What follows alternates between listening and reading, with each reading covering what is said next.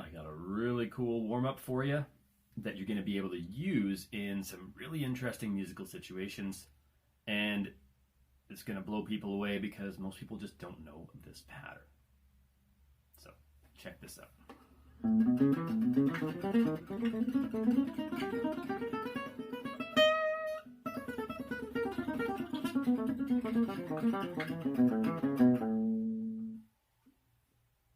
So that's pretty much it.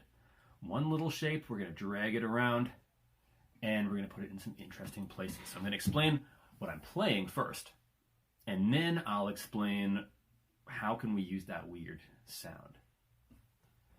Now, when you're getting warmed up, when you're working, those fingers of yours, it tends to be the pinky especially, it takes a little while to get moving or to start moving more quickly and easily. So in this case, we get a whole bunch of practice with your second finger and your pinky, your fourth finger. So here's our little pattern. I'm doing this starting on A.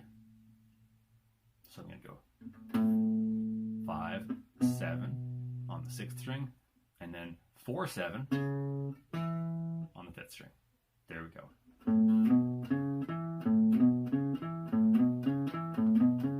Of course, I'm alternate picking. Down, up, down, up, down, up, down, up, down, up, down, up.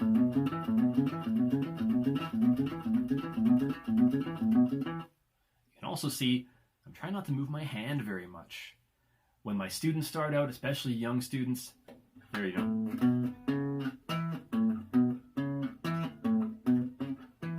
I see all sorts of brutal stuff.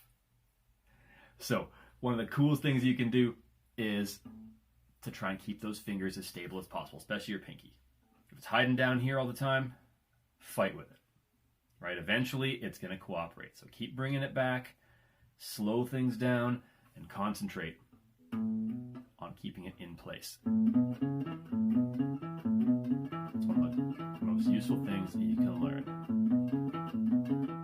So this pattern is going to move over. We're going to call this a tritone or a flat 5, all sorts of names for it.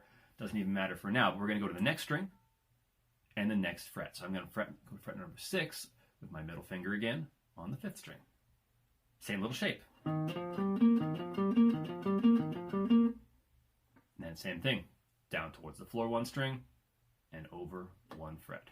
So I'm on fret number 7 on the 4th string this time. Now, if you've explored the guitar a little bit, well, you know that the 2nd string and the 3rd string mess up our shapes because they have a different musical relationship than the other strings. So in this case, if we want to keep this little ladder going all the way up the neck, we have to change our shape a tiny bit. So this time I'm going to go 8, 11, 8, 10, then 8, 11. So 8, 10, 8, 11. It's the only time we use those fingers, or that pattern, for this. And then we're back to our original shape, starting on fret number 10 on the 2nd string with your middle finger. There we go. So now start off by playing each one a bunch of times in a row.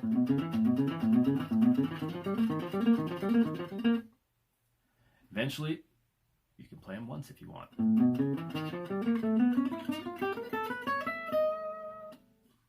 And you can do it backwards. Check this out.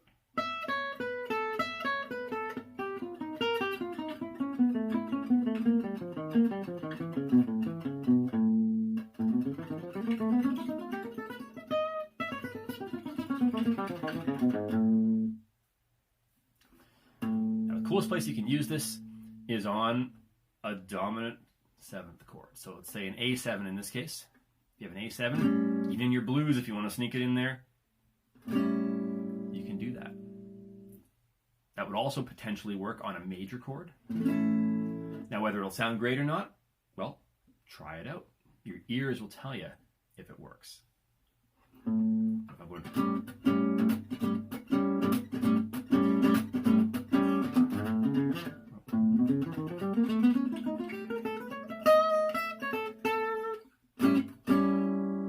So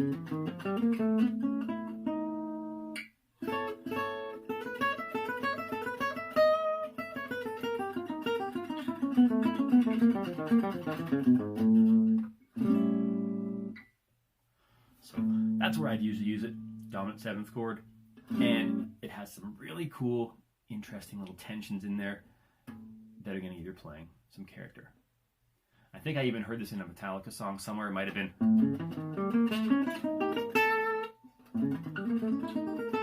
slight variation of the pattern that we just did. But there it is. Amazing warm-up for your fingers. Really cool little musical pattern you can surprise and impress people with. Try it out. Work on that economy of motion, right? Fight with that pinky if you need to. So your hand is barely moving. And you can thank me later. Have a good one. See you guys next time.